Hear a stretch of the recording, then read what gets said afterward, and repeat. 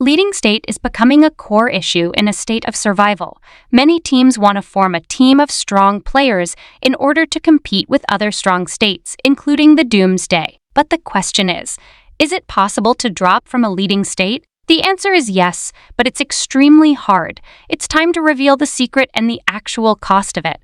So how did some states manage to do it? First, to understand how migration works, we need to define what matters. The top 70 players of the state migration rate come from the following: Behemoth power, aircraft power, Tempest. Gems, your first million troops, and this is very important. Your top 70 players based on the rate affect your whole state migration power, and every 30 minutes the system is refreshed. This means any changes during the time in between every 30-minute session won't affect the state rating, but as soon as a cycle of 30 minutes has passed, the migration rate of the state gets refreshed. For example, at 9 o'clock and up to 9 o'clock and 29 minutes 59 seconds, the rate won't change.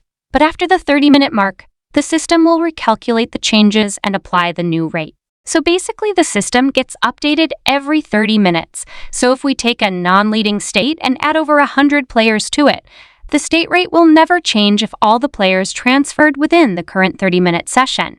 This means if you manage to drop even tiny enough power that kicked you out of the leading state, you have a small window in which you can bring as many players, and that's what some states abuse.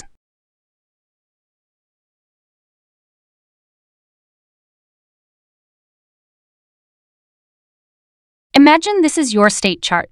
These are your top 70 players. If any of the non-top 70 players lose any power, it won't matter.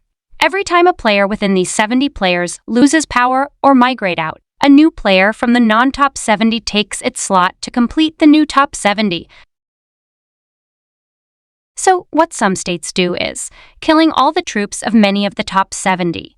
Do you remember in the first video I mentioned your first 1 million troops? Troops don't matter, but your first million troops matter. So if you have 100 million troops and killed 99 million of them, you will barely lose any migration rate. But if you killed your last 1 million troops, you will lose a quarter of your troop migration power, which is more than 70 million migration score. If you destroy your gems, you will lose 2/3 of your top 12 gems total power.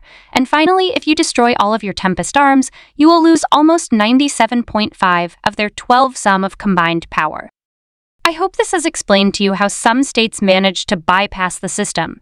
If you enjoyed the video, please don't forget to leave a like and subscribe.